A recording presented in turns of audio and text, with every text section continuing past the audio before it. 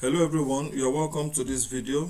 This is a continuation on my class on waec solved questions on periodic table. Okay, I remain your tutor, Mr. Life Changer. I need you to focus and get the best out of this. So this question says, this question is a 2017 question. It says, state the periodic law. That's number one. AI, number one. Periodic law states that the periodic table is a periodic function of the atomic numbers. What that simply means is that elements are arranged in the periodic table in accordance with their atomic numbers. It's that simple. Now, number two says, what is meant by the term periodic property of elements? Okay, the periodic property of elements are those properties that tend to have a trend across the periodic table. Okay, properties like ionization energy, properties like electron affinity, atomic size, they have a consistent trend in the periodic table, right? Now that is very important for you to note. Okay, so that is what periodic property is. Now the next question says, list three properties of an element which shows periodicity. Of course, I just mentioned them. You have atomic size or atomic radius. You have ionization energy. Then you have electron affinity. There are more, but I'm just listing electron affinity. We also have electronegativity. There are a lot of them. Now the next one says, explain briefly how each of these properties listed in AI varies across the period. Okay, for atomic size always reduces across the period. Now, if you have watched my previous video, I mentioned that as you go across the period, the nuclear charge increases. That means the attraction of the electrons towards the nucleus, which causes it to shrink, to get smaller in size. So the more the atomic number, because atomic number increases across the period, the more the atomic number, the more the nuclear charge, and also the smaller the size. The more the nuclear charge, the smaller the size. And I also want to say something that interests you. Atomic size, the variation of atomic size across the periodic table is different from the rest of the three. That's ionization energy, electron affinity, and electronegativity. So if I say atomic size decreases across the period, but increases down the group, because of as you go down the group, the number of shells increases. Like period 1 has only 1 shell, period 2 2 shells, period 3 3 shells, period 4 4 shells. So going down the group, size increases because of increase in number of shells, but going across the period, the size reduces, okay, because of increase in nuclear charge. All elements in the same period have the same number of shells.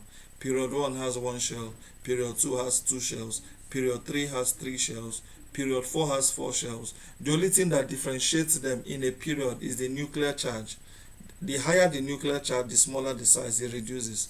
So atomic size reduces across the period, but increases down the group. But the others, like ionization energy, electron affinity, electronegativity, these three increases across the period but reduces down the group. Okay, now the next one says, define relative atomic mass.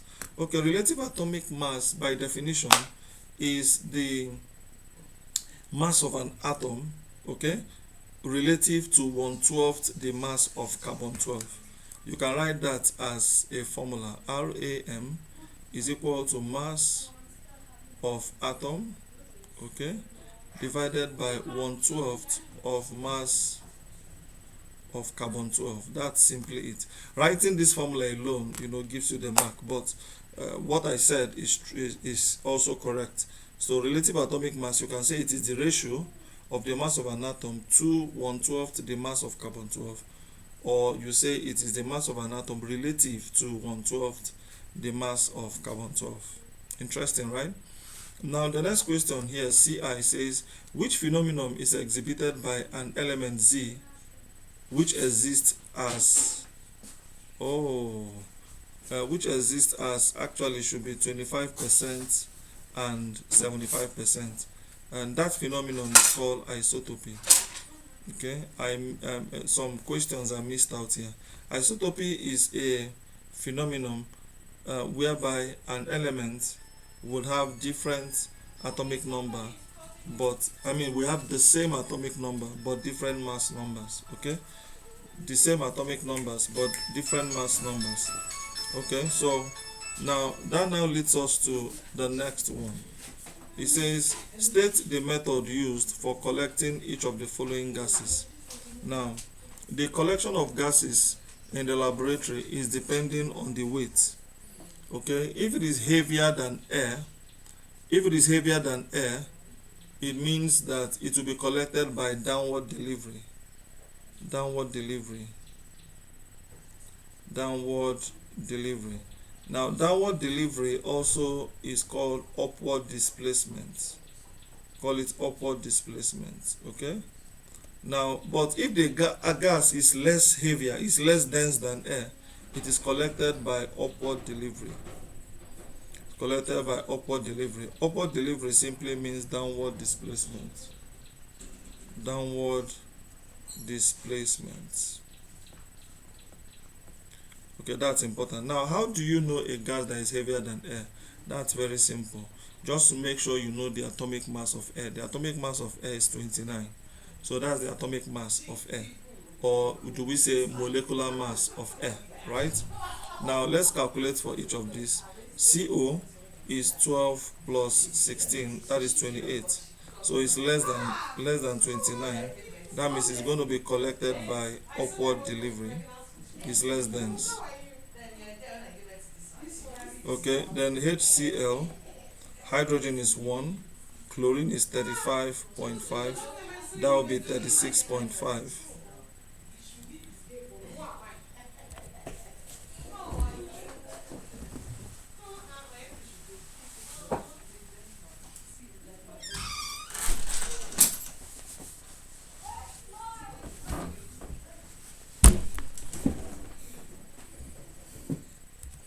Okay, 36.5 is greater than 29.